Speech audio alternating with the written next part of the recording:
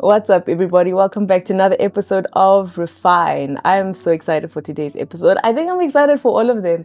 On today's episode, the purpose of this conversation is to bring clarity to, I think we already know the role of a woman. Sometimes doesn't mean that we're always fulfilling it, but let's be honest, we know the role of a wife, we know the role of a woman, we know the role of a mother in society. We have that benchmark, it's very clear. When you're neglecting your child, we know exactly what it looks like.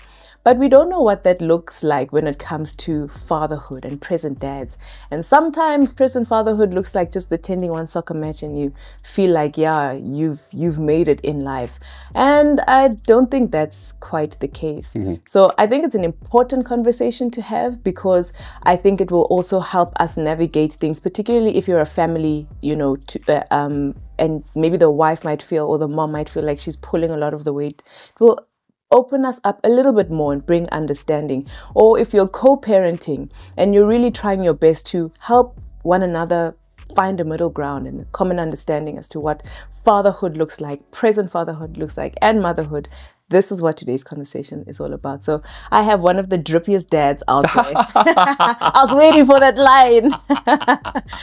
One of the drippiest dads out there, Mr. Sbu Zikalala. Hey. Hi. Hi, Buli. Sbu is a friend of ours. I'm gonna have him introduce himself, but Sbu is a friend of ours. They got married 3 years prior to us, and when we got married, we had this married mukhatlo thing happening where we would sit and ask questions, and it's giving iron sharpens iron at times, but it's a really great relationship, and I'm so grateful that we are still in each other's lives. For us, 7 years down the line, and we are still being sharpened. That's why you're here, because of a conversation that we had. That. Yeah, so appreciate that. Introduce yourself to the people, who you are, what you do. It's all up to you. Yeah, so thank you very much, Buli, for that very gracious introduction. Sbu Zikalala. I'm a husband. I'm a father. Come on. and I work in Taiwan in the education and management space. And I'm passionate about family. I'm passionate about marriage. I'm passionate about fatherhood. I think I'm a relatively new father. I mean, you know, a father for 3 years now. I think we're going to 3 years. So you've actually been a parent longer than me. Yes. But we married longer than you. So that's interesting. But yeah, I've got 3 siblings. I'm the 4th one. I'm the last born. I think I'm the cheese child. The cheese child. Yeah. Fun. And also just remember now we're into the same high school. Yes. But after I left, then you were head boy. So he's got a good on his shoulders. There was a master's in philosophy. Yes. There's also a master's in philosophy. Yeah. There's also that. Thank you. You must represent yourself properly so that people can know what you're really all about. Feel like they just want to talk about things, but people who, I think that's also why I enjoy our conversation so much, because I understand the minds. Before you bring a conversation, he's like, guys, I just wanna ask, and that's when you know that it's about to go down. We love it so much, so we sharpen one another. We learn so much when they're around. So as you heard, they're currently based in Taiwan. They've been out of the country for a couple of years now. Yes, I think it's 8 years now. Yeah. When you guys left, no, 7, because when you left, it was just the beginning of when we were enjoying you guys, and you're like, guys, we've got some news. We're going to China, and you're like, what? From China, you guys moved to Taiwan, and you've been doing life basically outside of the country. Yeah. So what sparked this conversation is that you came back and you're like, you know, you coming back to South Africa, you saw such a gap in what fatherhood looks like and present fatherhood looks like. So I want you to unpack that for us, because I think for us, sometimes we feel like fatherhood is a certain way, and sometimes it's just the bare minimum. But you as a man have noticed that there's such a difference in what fatherhood looks like. So if you don't mind just unpacking that a bit and what that looks like. Sure. So I think that's a good question, and I don't think that this is something that I expected, Buli, to be honest with you. You know, we grew up here in South Africa, so my context and my understanding of fatherhood is based around South Africa quite a lot. But when we went to Taiwan, something quite interesting happened. I started to see the interaction of let's call them Taiwanese parents and their children, particularly fathers. And I noticed that there's a significant thing that I've never been introduced to, or Sure. I wasn't quite familiar with, which is the fact that the way the I think there's I might be not using the right word here, but there's a closeness and there's an involvement. That's good. Of fathers that they have with their children that I just was not used to. So I'll give you an example. You'll see the same. I've actually seen a man in a certain restaurant with his daughter. Beautiful, beautiful bonding. I saw him in another restaurant. I saw him go crash.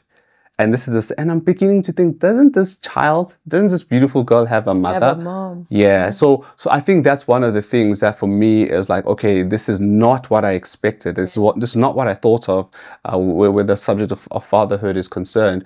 But I think it's a good thing. Yeah. I think it's a good thing because I don't like to use the word forces. So I'll think of a substitute, or you can think of another word there. But it does something to us to let us know that there's a bar, and there's a higher bar, and there's a higher bar.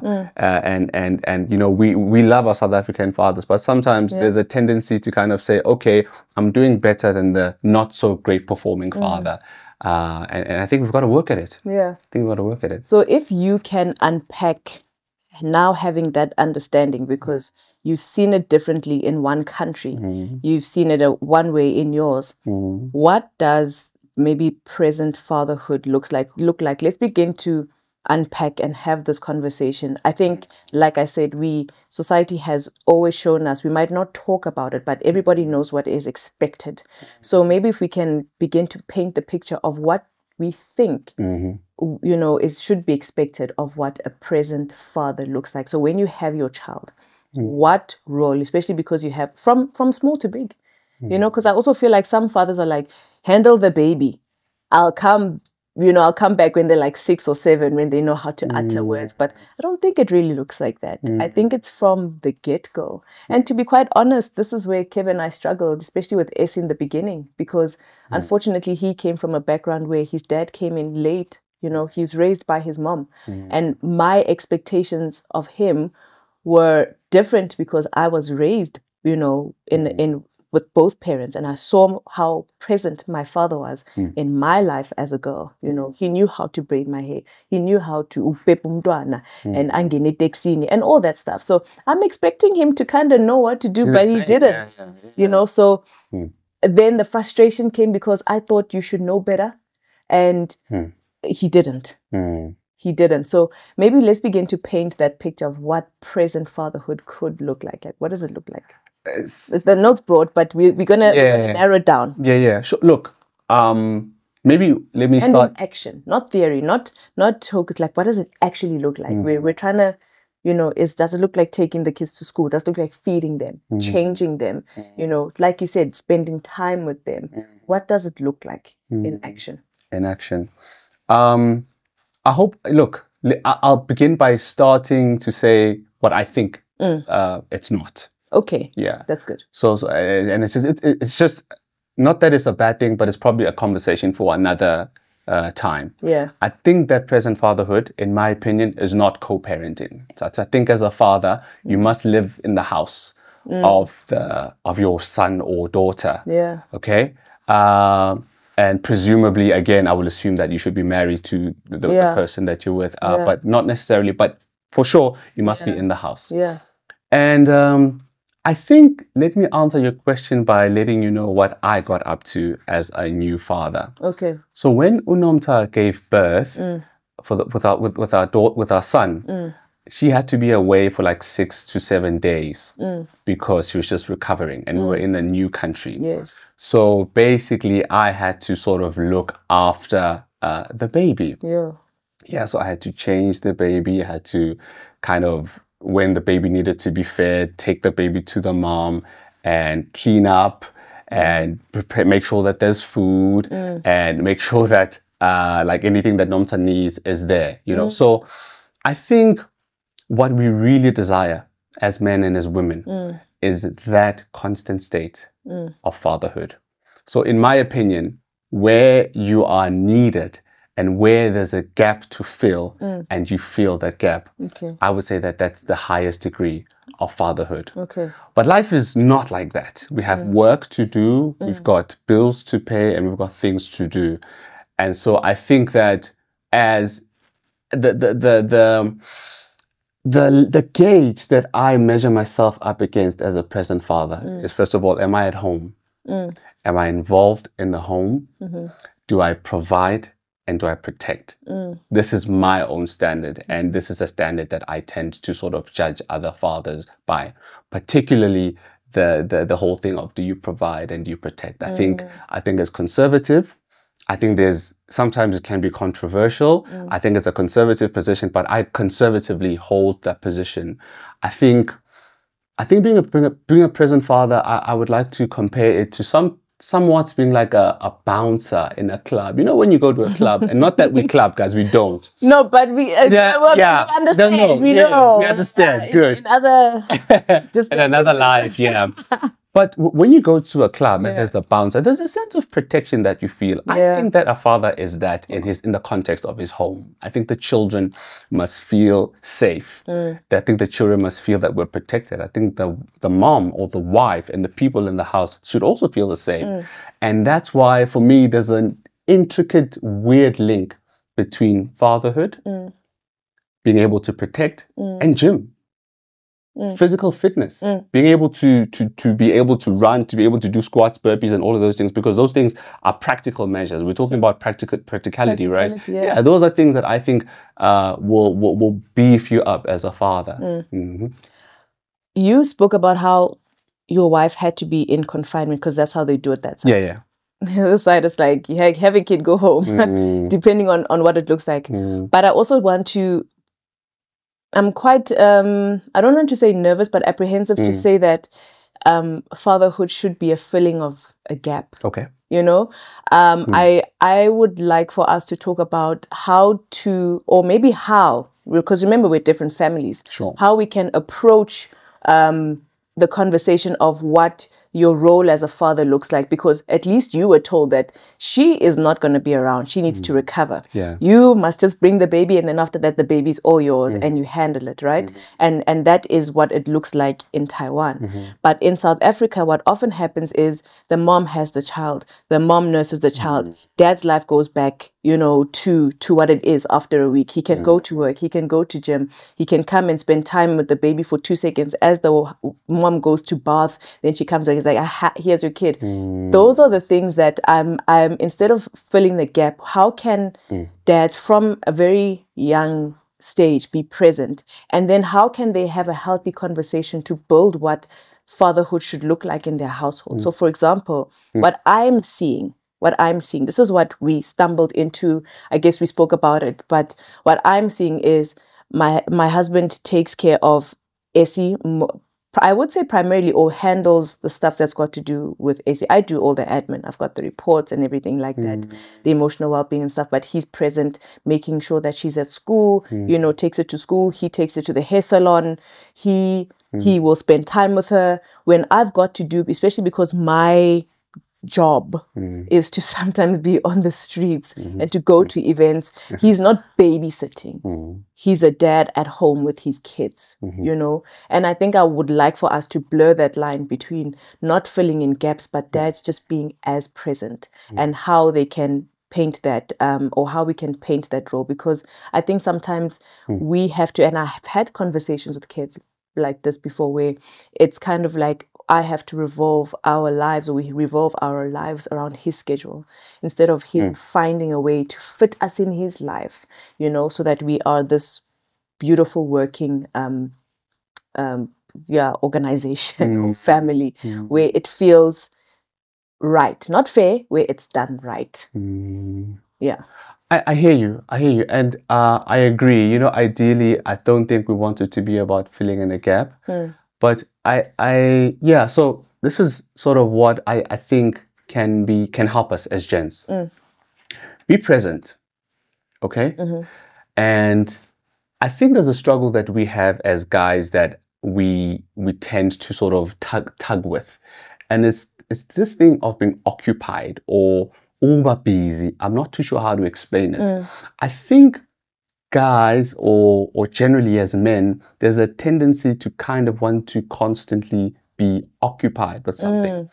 And I think it gets weird when you have to conceptualize the fact that being around your children, sometimes in silence, sometimes in conversation, sometimes in chaos, sometimes in tears, that is an occupation. I think that's something that I had to kind of come to terms with. That's good. That when you're chilling with your children, and let's say you are on, I prefer not to be on my phone, but let's suppose for argument's sake and for generality's sake, you're on your phone and you're occupied. Yeah. You know, when the children are crying, you're occupied. Yeah. So I think we haven't yet reckoned with the fact that being occupied and being with your kids is actually indistinguishable. That's one thing. When you are when you are at home and the guys are out and the guys are playing soccer and you have to look after your son or your daughter, you're occupied. You're busy.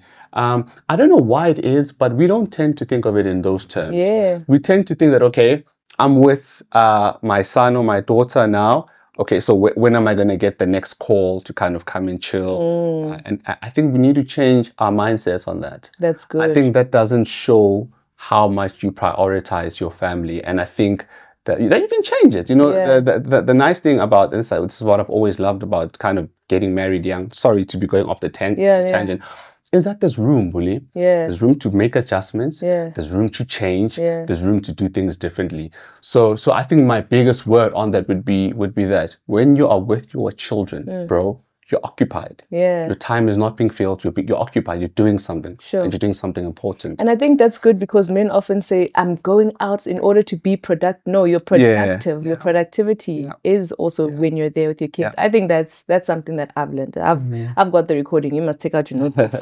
So there's something that I thought it would be interesting. Right? And I have to read it off here. Okay. In your opinion, right? And the beauty about this discussion, again, it's just creating awareness. In your opinion, what's the most important to the least important? Not to say it's insignificant, but let's see which one weighs a little bit heavier on the scale. Again, what we're trying to do is build almost like a rubric, a little bit, or the foundation, or a picture of, or the stencil, of what fatherhood looks like. And then other things can change, but this is the core, these core values. So I think we have 7. Okay. Oh wow. So from the most important to the least. Okay. I'll read them all, and then we can go through them slowly. The most important to the least is when it comes to what fathers should provide the most: finances/resources, spiritual growth, mentorship and covering. Number 3, quality time. Number 4, emotional support. Number 5, love. Number 6, security, even physically. And number 7, discipline. Sure. That needs a moment for me to think. Should I give you my top 2 from that list? Yes, please. I think finances. Okay, finances and resources. Okay, and? Security. Okay. Yeah. Let's quickly just unpack those. So finances, okay, I'm not gonna lie. Okay, finances and resources, I 100% understand.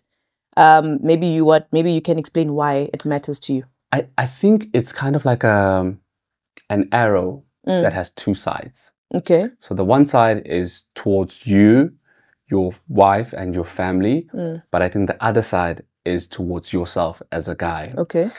I think being able to provide financially, Buli, for your family is almost like a charger for a guy.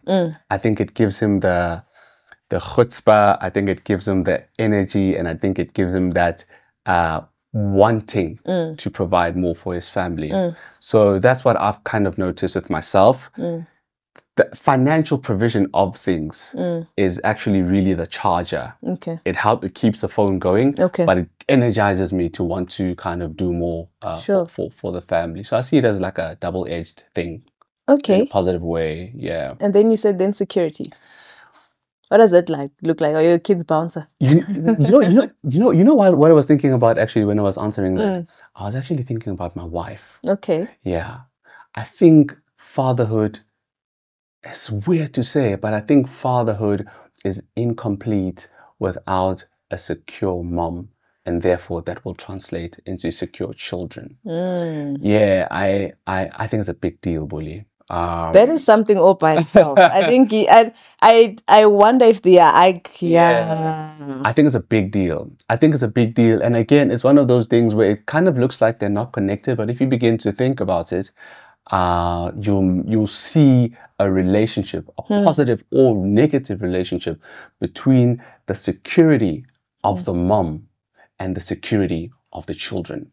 So I would rather say, do you know what? I will fight the battle of making sure that my wife is secure, because that will ensure that the kids are secure. When you say secure, what do you mean? Is it like secure again financially? Is it an emotion? Is it an emotional security? What does that look like? Like a mental security?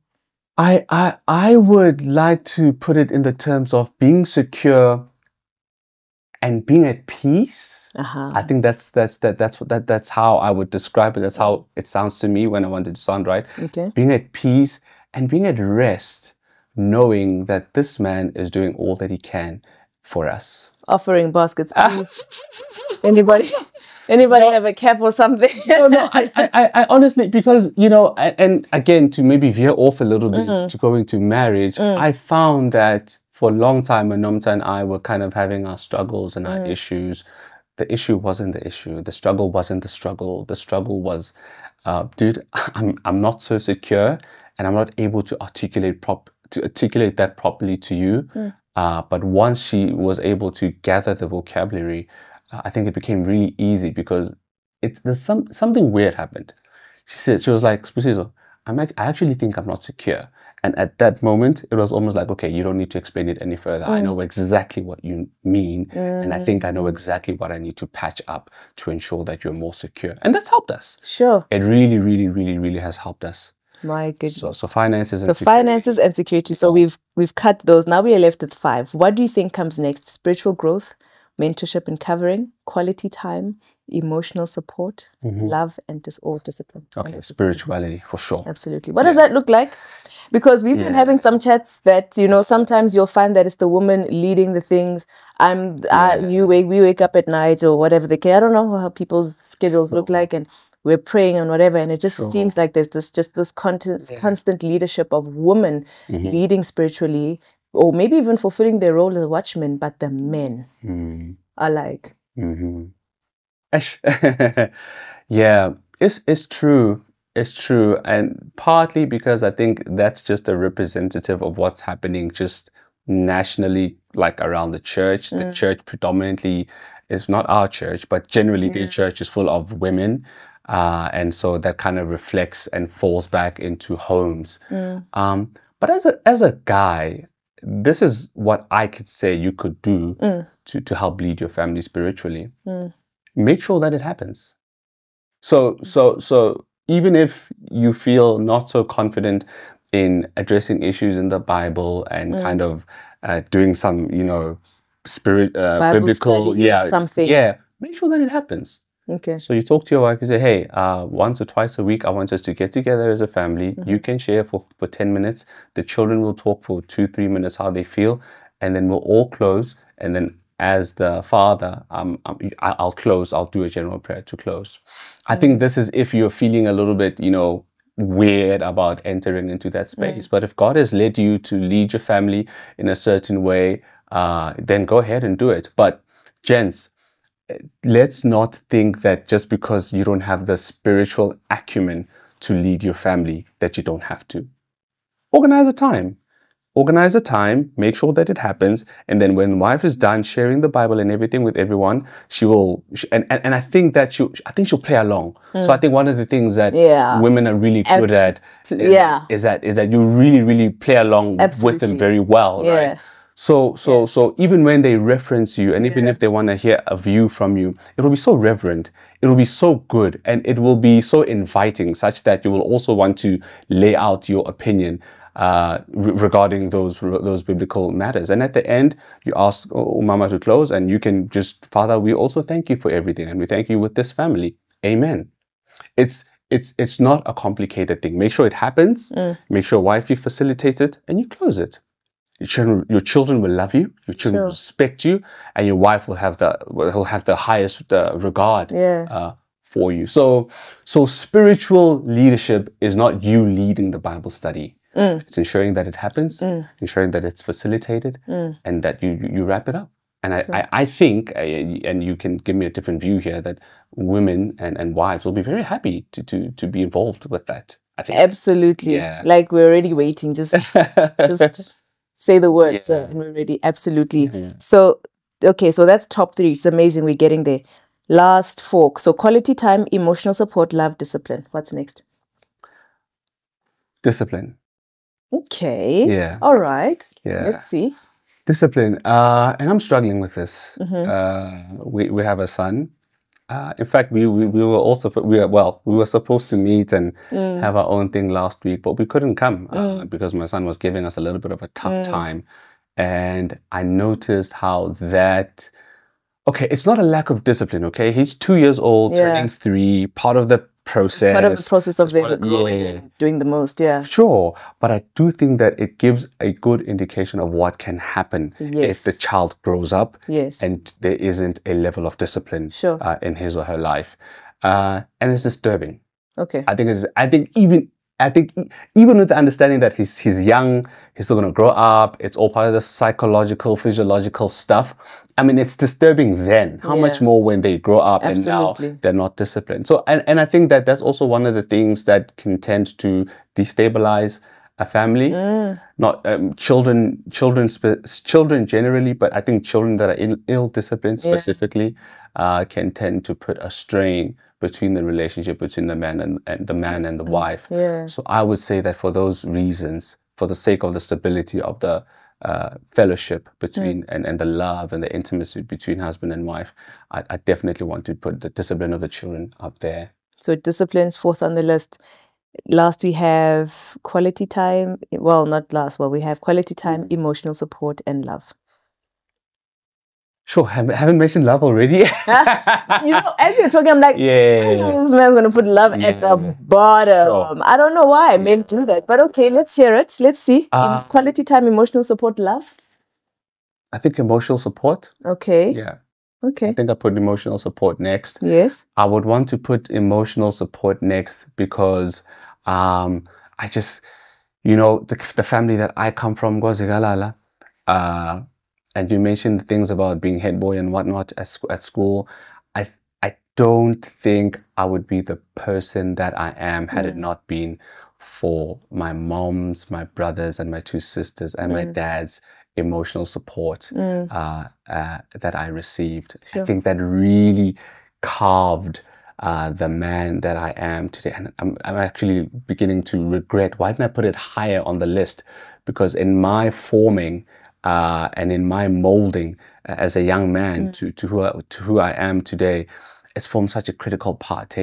Like I just remember days where my brother would say to me just randomly, "Hey, dude, you're doing good." And this is like I'm in school, you know, I'm in matric, and you just hear those words. "Are you doing well, bro? You know, you're trying your best. We see it. We appreciate it." You know, and that's another charger. It's another charger. Yeah, sure. Especially for men. Yeah, it's a charger for sure. You know, and maybe mom doesn't do it quite the same. No, it will never match. It will never match. Yeah. But there will be those days where mom shambululas herself and says, "Ay, siyabonga, yazi ngabantwana aba-right. Yazani sinika ngesikhathi esinzima. Hey, uNkulunkulu, just that. uNkulunkulu anibusise bantwana bami. Yeah, siyabonga. You know, you still visit us, you still see us, you still honor us in our lives." And I think there's something to be said about that and the formation of us. And I don't think we have a lot of that as gents. Let's go back. So after spiritual, it's emotional support. Then discipline. Yeah, I think I'd want to switch those. Oh, no. Yeah. Okay. Yeah. Quality time and love. Okay, quality time. I knew it. Quality time. I knew it. I knew it. Yes, I knew it. Like love for men is just like, it's just like this thing that you guys know exists, but I don't know if love is currency for you guys, if it means as much, but I understand. Yeah. I understand. So it's quality time. Yeah. Like you said, it's still that presence, right? When you're with your kids, you switch off the phone and you pay attention to them. Yeah.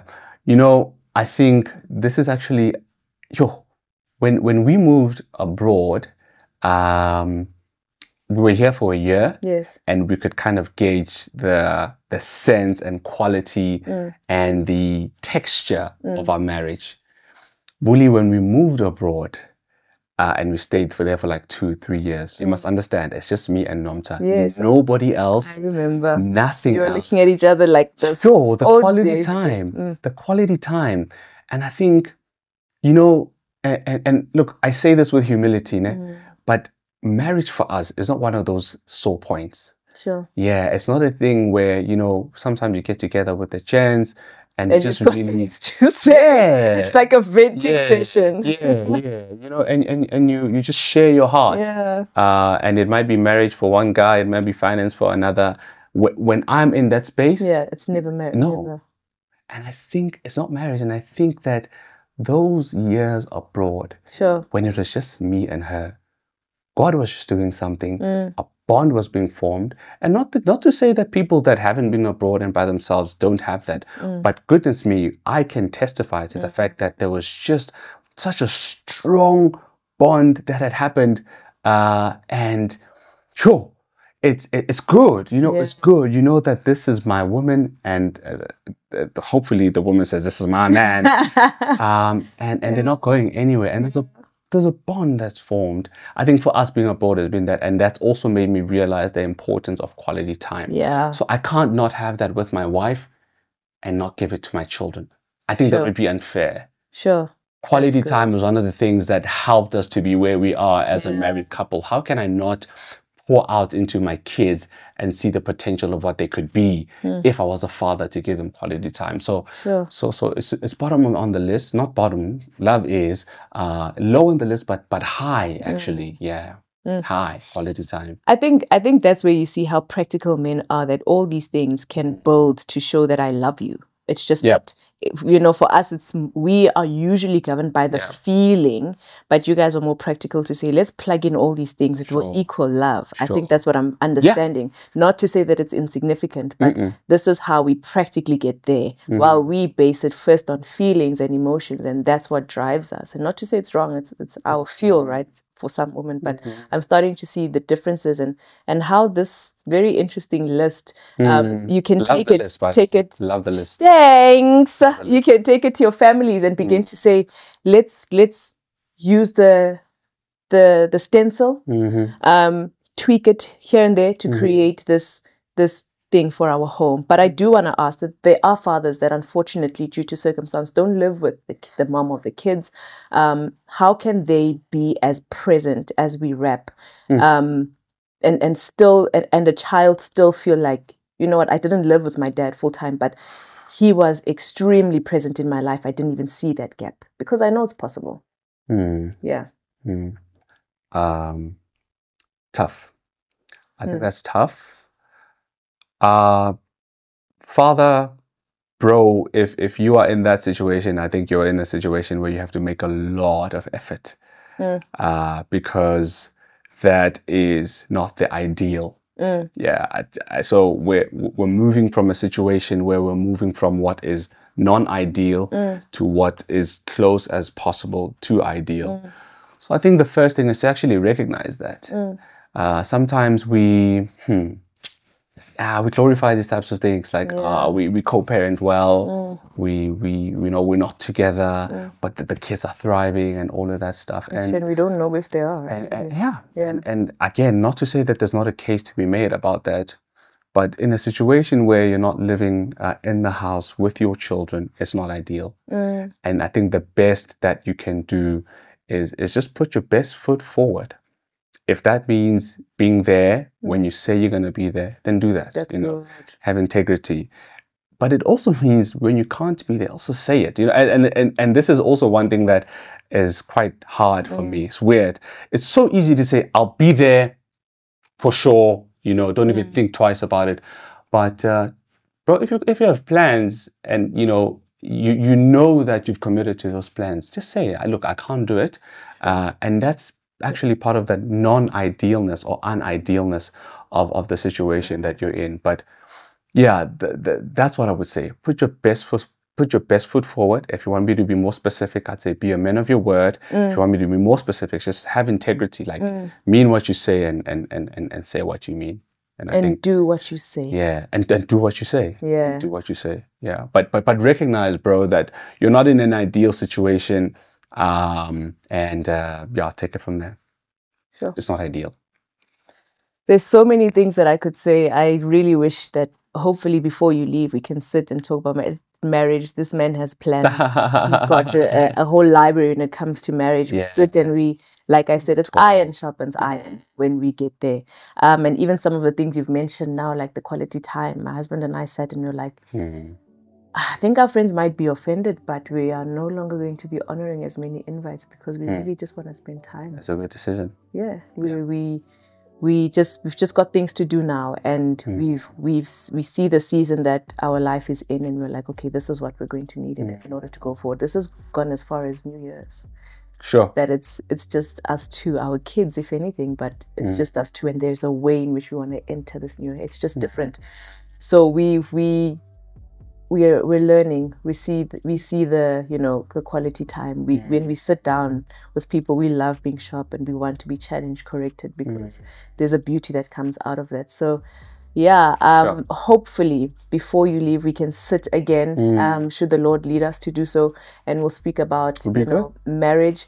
But if not, I think this is just weighty all on its own. So I hope that you send this to men, not out of spite, but just say, hey, give this a listen, I think this could be a great benefit for us. And I know the minute some of the gents see your face, they will listen finally. But you'll be the WhatsApp guy on the day. I know on WhatsApp, people love WhatsApp. Hey, so much. But anyway, thank you so much for thank you so much, today's. I'm so grateful. My heart is beaming inside. It's great. I enjoyed the conversation. I've learned a lot. And I believe that you will too. Like I said, if you have any questions, pop them in the comment section below. Comments as well. Keep it kind, keep it cute. And I'll see you guys in the next episode. Bye. Thank you. That was really, really nice. Yo, that was really, really nice.